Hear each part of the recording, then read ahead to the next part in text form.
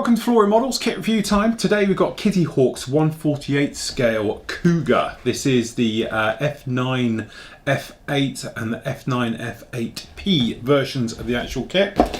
Usual thing from Kitty Hawk, very nice box art as you can see. One of the things you notice straight off the bat here is obviously because you get the P version being the reconnaissance, which has this entire different nose on the front, okay? So that's actually what you're getting.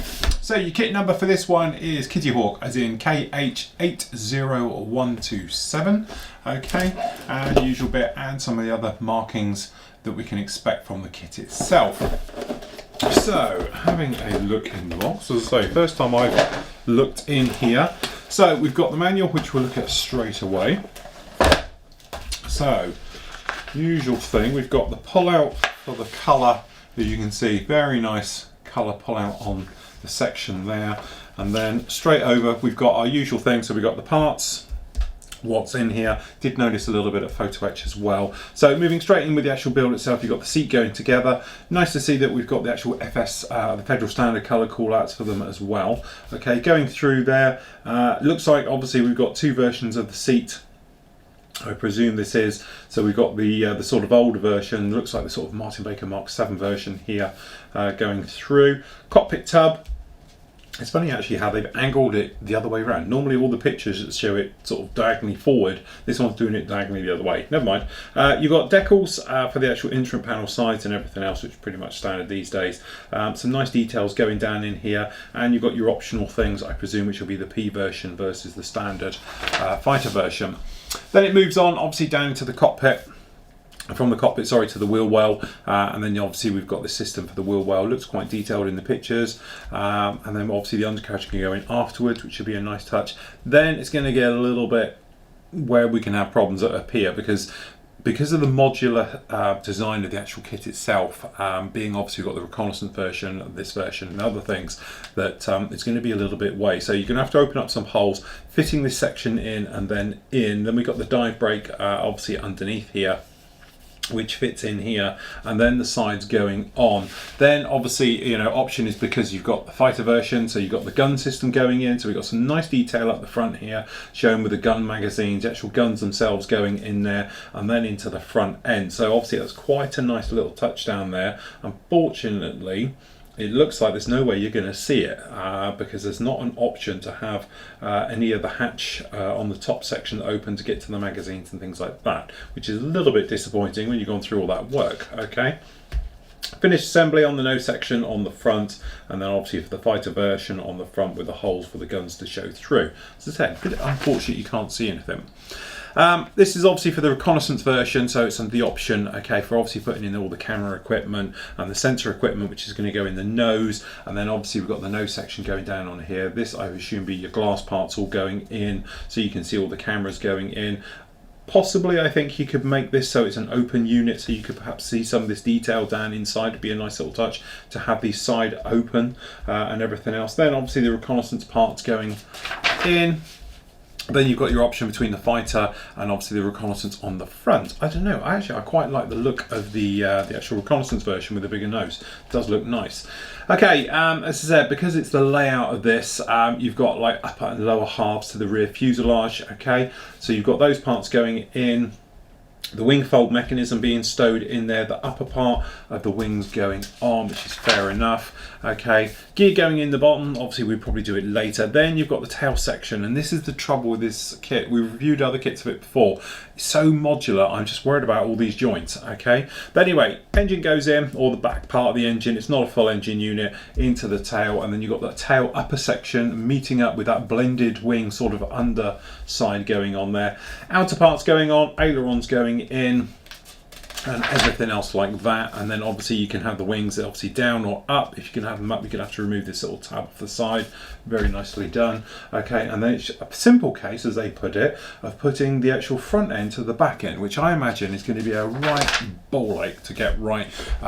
Probably going to be a bit of filler, a bit of rescribing work and everything else to blend that in, because it is such a noticeable area on these. Canopy being fitted on, I'm assuming you could probably get it into an open position as well if you wanted to. Some of the pylons obviously going in there, and then obviously you've got a choice of weapon fit. Obviously the Recce Bird's not going to get it, but the fighter version you could. So you've got your normal sort of Hydra rockets with the early, looks like a Bravo Sidewinder, yeah, an A and B on the front, and that's it. And then you've got a simple call for your weapons layout if you want to have it, which obviously is pretty much self-explanatory, and some very nice markings off of the back. Okay, and I must admit the Blue Angels one would look particularly nice as well if you're going to go for the fighter version. But as I say, even this one here from VF 121, very nice markings, as you can see, that very early one. Or as you say, you've got the other Recce Bird down here if you wanted to go something not quite as colourful, but some very nice markings on them again. Personally, I think the Recce version, this one here, is the one. It is a very, very nice colour scheme. It's bright, it's colourful, and it shows off that it's the reconnaissance version as well. Okay, so in here, and I've noticed it's taken a bit of a bend, the way it's obviously been laying over, we have got one of the largest Decals sheets I've seen in a while. If we have a quick look at the photo, so it's had a bend, obviously, unfortunately, in the over a sprue, but you might be able to see down here you've got the wing fences obviously in photo etch. I presume this is a control surface photo etch at the back. We've got photo etch instrument panels, but we've got nice harnesses and side ones. If they go along with the decals, which they do, which we'll just look at whilst we're on the close-up, as you can see. So what you could actually do is put these down, then the decals over the top. Plenty of softener and setters can form them in, or give you a nice three-dimensional textured instrument panel instead of just putting them down as a plain plastic. Okay, generally that's the ones for the other ones, not looking too bad. And whilst we've got them here, we'll have a quick look at them. We have got the decal sheet, which looks pretty good, as you see. You can see it down here. And then obviously if you want to have a look on the close-up, you can see it's pretty good, all of this. It's nicely laid out, no problems with any of these markings and all the rest of it. The Blue Angels markings look nice. You actually might see, if you catch it in the light, which camera might be better, there we go, just catching it down here. As you can see, it's not a total carrier film, it is cut out to minimise your problem with silvering. Okay, so that is actually a nice touch, and it's on everything, it's not just those, it's pretty much all of them. So actually, from that point of view, they are a very nice way of doing the decals. And I must admit, Kitty Hawk's decals always seem to have been pretty good from what I've heard and seen from other people and everything else like that. So, in the bags, let's have a go through. Okay, we've got a couple of sprues in here. So, what have we got in here? Down in here, we've got, this is one of those ones where they mould it together and then they take them out, or they reheat it to give you two. All right, we just reposition a camera or two. Okay, so as you can see, or hopefully you can see there, the details, it's all recessed, riveted detail. You know, we've just, if you're doing this sort of in order, we put these up. We've just had a look at the new Viper, the new AH1 that they've done, and I actually loved the kit because there isn't the usual problems with it. Well, like we're saying with Kitty Hawk, as in poor moulding, mismolds, stress marks with ejector pins, and things like that. Looking at it, this one seems to be following on the right line again. As you can probably see, you know, just looking on the close-up there, you see the detail down on the actual upper areas. Very nice, clean, very nice raised details. But just little things like we got down here, you might be able to catch them in the different lights and that. You can see we've got nice detail for the actual wing fold mechanism. Looks all pretty good. I've got no sign of flash on any of the parts whatsoever. The wheels, whilst got a nice big burr in the middle of them, in fact it's so big, I'm just wondering if it's part of the tyre. But apart from that, very nicely, cleanly moulded. Unfortunately, we've still got ejector pins down in here in this nozzle on the exhaust. We've got ejector pins down here in panels. I presume these are going to be wheel wells. They may be closed back up on this, I'm not too sure. But generally looking around them, say this guy down here looks like he's had a hard job getting out of the actual mould. A little bit stressed, but apart from that, pretty good. Then the other one we've got down here, we've got the upper wing parts, as you can see, or the, you know, very nicely detailed. Sorry, this is the lower I think. Beautifully engraved details. I haven't got any problem with this detail on this wing. Very, very nicely. This is, I presume, the nose gear area down the bottom here. The seats all look pretty good. Very nice details on all of those. Nicely riveted, everything else like that. Pretty clean. Rudder pedals down there, nice. Yeah, I have to say, it's pretty good. Unfortunately, we've still got these whacking great ejector tabs you can see here everywhere, and pretty like ropey back molds on the back here, but the parts themselves are all clean, nice crisp molds, no problem with them at all. So we've actually got down in here, let me even cut that then, let's try that again. Another couple. Personally, I'm more of a fan of them doing this than having a massive great box with hardly anything in it. Okay, so some big old gaps in here. Don't know what that's all about. But anyway, looking down here, we've got the gun feed, the nose section, everything else like that. We've got the guns themselves, which actually don't look too bad. And that's what we're saying. It's a real shame if we're going to lose this detail, that we're not actually going to see it in any of the actual areas themselves. We've got the gun, the nose section, sorry, down here at the front. Very nicely done, no problems at all. On the blank side, pretty good, nice detail. You know, I have to say, Kitty Hawk is definitely getting there. You know, nice clean holes is something we wouldn't have seen before on these dive brake areas.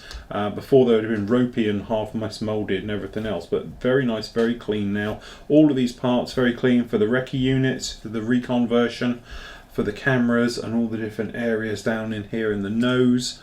Very nice molding, no problem at all.